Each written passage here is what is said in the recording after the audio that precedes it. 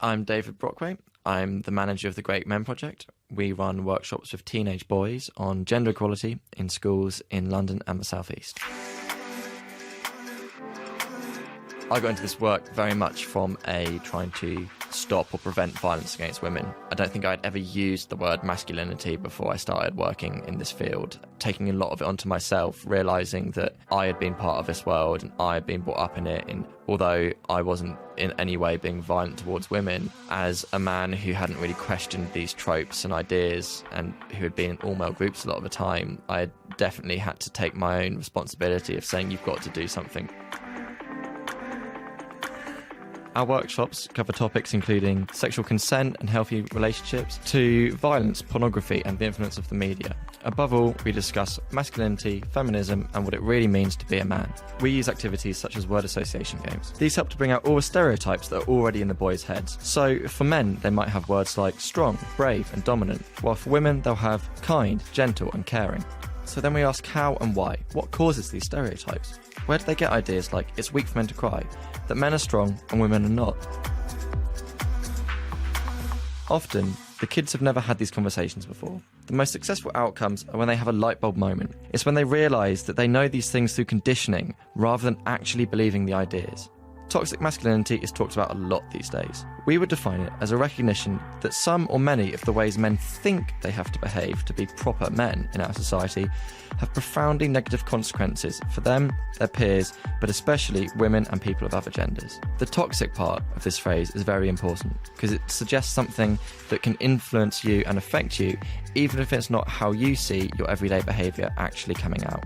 It's important to talk about toxic masculinity because we're all a product of our previous generations. Every one of us is a result of what came before us. That means that a lot of ideas are being passed down that you didn't get a say over, that as a boy or a young man, you inherited without agreeing to those rules. Yet we live by a lot of these things as though they were rules that are written in stone. On top of the litany of negative consequences this has for women and girls, there are also lots of negative consequences for men and boys. Foremost amongst these is mental ill health and suicide, with suicide rates currently being much higher for men than women in the United Kingdom.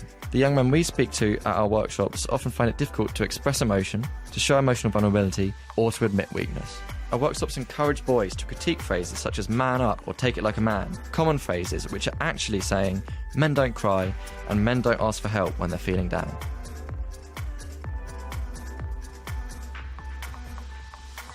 Another result of this version of being a man is violent behaviour. The idea that masculinity involves solving problems through violence leads to dangerous, if not fatal, outcomes for young men themselves as well as those they interact with. This behaviour isn't inherent or coming purely from malice. It's a result of being pushed to fit into one version of being a man and suppressing the other parts that make you who you really are. We get some big breakthroughs in our workshops, especially in terms of tackling violence and how it's linked to identity and masculinity. For example, realising that it's okay to walk away from an insult or challenge someone without resorting to violence, without punching or striking back. And then there are the consequences of toxic masculinity for others in society. For years, the responsibility to deal with these consequences has been solely on women. Grappling with sexism, violence, sexual harassment and harassment in the workplace have always been the responsibility of women. We feel that solving these issues is equally the responsibility of men.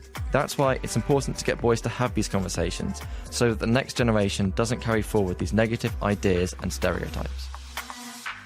Language is so important. We talk about being careful with words, such as slut, which has so many negative connotations, such as valuing a woman based on her sexual history. There's a huge double standard here as well, because for men, acting in the exact same way can lead to positive connotations, such as being called a player or a legend. In a recent workshop, when we were talking about this double standard, one boy responded by saying, "I just realised that I'm a sexist." We were quick to let him know that it's not him who is sexist, but the problem lies with our society and the sexist ideas within it.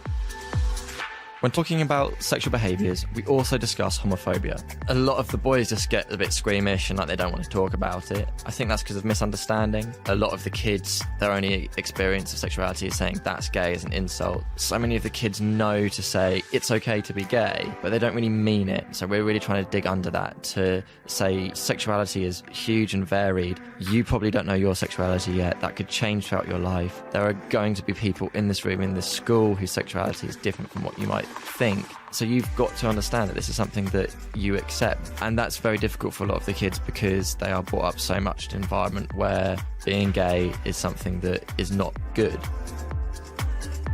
One of our most difficult topics is pornography. There can be such thing as ethical pornography, but there are billions of images and videos that are hugely negative. It's really sad actually because a lot of the boys we work with say they know this isn't a place to learn about sex, and they tell us, like, yeah, obviously this isn't real. But then also they're asking, well, where do we learn about it? Because when it's become as ubiquitous as it is, that's where you see sex before you see it anywhere else. Sometimes the boys we work with go back to a home environment where everything we talk about in the workshops is contrary to what they're taught and how they're brought up. Our aim is to plant a seed that will allow them to start questioning these things and feel empowered to create their own version of being a man.